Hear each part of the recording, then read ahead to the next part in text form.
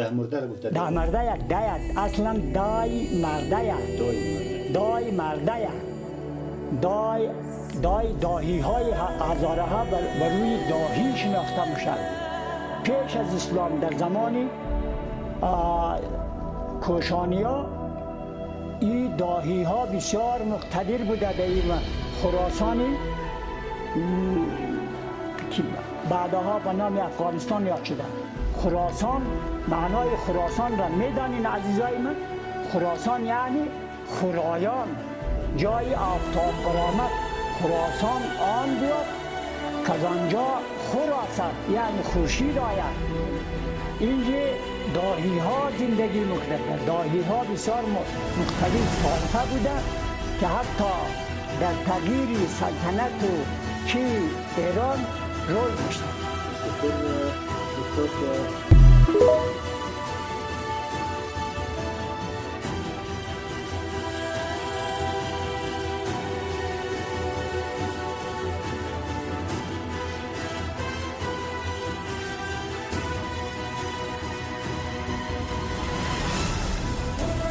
به نام خدا عرض سلام و ادب و احترام دارم خدمت تمامی شما بزرگواران و عزیزانی که در این مجلس شرف حضور دارید. عرض تبریک و تهنیت دارم فرارسیدن سال نو همراه با بهار رو خدمت همه شما عزیزان و بزرگواران. بسیار بسیار خوشحال شدم از اینکه در زمانی که صحبت از بهتره جهانی میشه افراد یعنی این طایفه بزرگ در پی این هستند تا سایر برادرانشون رو در افسانه‌هات دنیا پیدا کنند و با هم ارتباطی نزدیکی داشته باشند. باید عرض کنم که در جمهوری اسلامی ایران طایفه ده مرده تقریبا از 18 تیره تشکیل شده که هر 18 تیره متشکل از اهل تسنن و اهل تشیع هستند. افراد طایفه به دور از تنش‌های قومی و مذهبی و به صورت برادرانه به طوری در کنار هم زندگی می‌کنند که امروز طایفه ده مرده نماد وحدت در جمهوری اسلامی ایران معرفی میشه.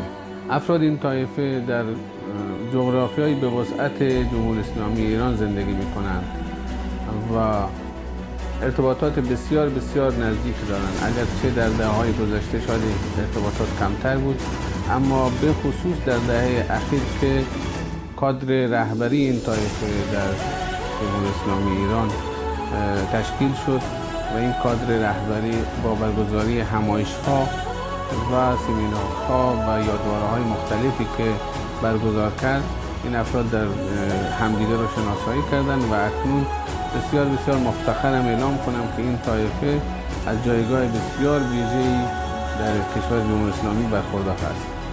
خوشحالم از این که سایر برادرانم رو در سایر کشورها، اهم از کشور دوست و برادرمون کشور افغانستان و کشور پاکستان و ترکمنستان و سایر عزیزانی که در سایر کشورهای دنیا زندگی میکنن و امروز در کنارشون هستیم از طریق فضاهای مجازی، خدمت همه شما خوش آمد عرض میکنم. اگرچه ما در ابتدای راه قرار داریم و انشاءالله راه بسیار بسیار طولانی در پیش هست، خوشحال میشم اگه ما همین همایش‌ها و سمینارها رو به صورت جهانی برگزار کنیم که افراد طایفه از تمام کشورهایی که در اونها حضور دارن در اون همایش شرکت کنن و از همین جا بنده به نمایندگی از طایفه بزرگ ده مرده در کشورم جمهوری اسلامی ایران آمادگی خود رو برای میزبانی همه شما عزیزان و بزرگواران اعلام میکنم.